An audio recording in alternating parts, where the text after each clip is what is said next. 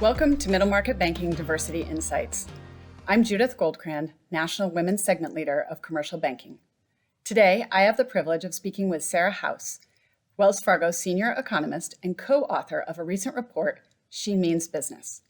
Sarah and her co-authors explored the implications of the pandemic on women-owned businesses and on women in the labor force.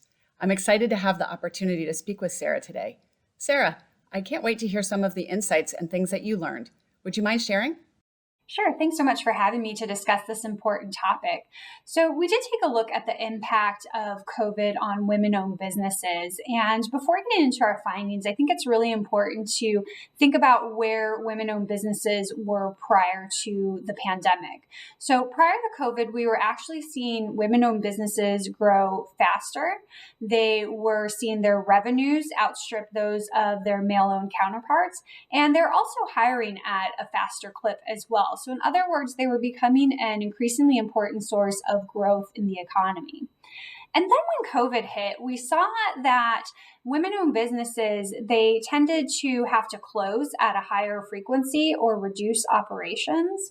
And not surprisingly, given these greater disruptions to business, their revenues took a greater hit and they were more likely to experience financial challenges. And with those financial challenges, we saw women-owned businesses were more likely to have to downsize operations, including cut employment, as well as we saw a bigger impact on their personal finances. So there was some impact just beyond their own business as well. Interesting.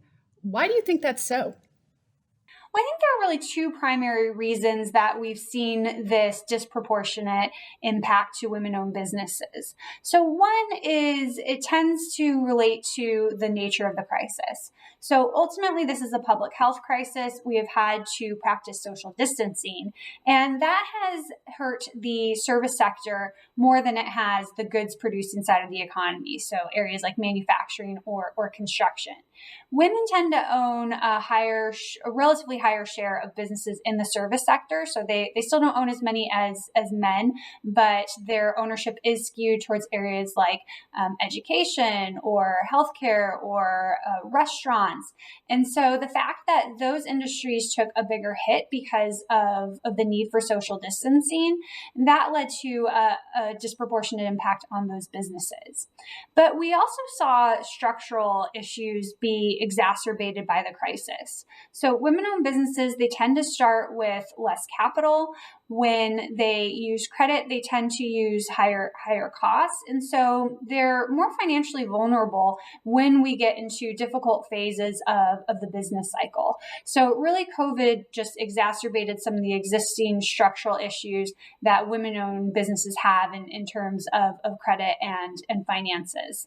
That sounds like a huge impact. Can you talk a little bit about what the overall economic impact is of each of these individual happenings with the businesses?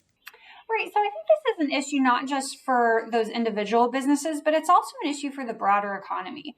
So when we look at our expectations for growth this year, so we're actually expecting some of the strongest growth in roughly a generation. But this is largely built on the back of short-term stimulus. If we want to think about how we're going to continue to grow the economy at a strong pace, not just in the immediate term where we're coming out of this crisis, we have to think about what's going to raise productivity. And a big part of that is innovation. So anytime you have structural impediments for any group to their ability to start or grow a business, that hurts potential innovation. So you don't necessarily get the best ideas, the best processes to market, and that limits how much the economy can grow over the long term, how much wealth we can create for our economy as well. And so that has implications for everyone. And so it's not just about these individual businesses, but I think there's a broader productivity and growth story to this as well. Really interesting. Sarah, this has been fascinating, and I know that there's so much more in the full report. Thank you so much for helping us at least to begin to understand what the important implications are of the pandemic on women-owned businesses. I encourage all of you to click on the link that's below this video to read the full report, She Means Business, and there you can find additional information about economic implications on women-owned businesses, but also on women in the labor force. Thank you for joining us, and we look forward to hearing from you or seeing you on the next broadcast.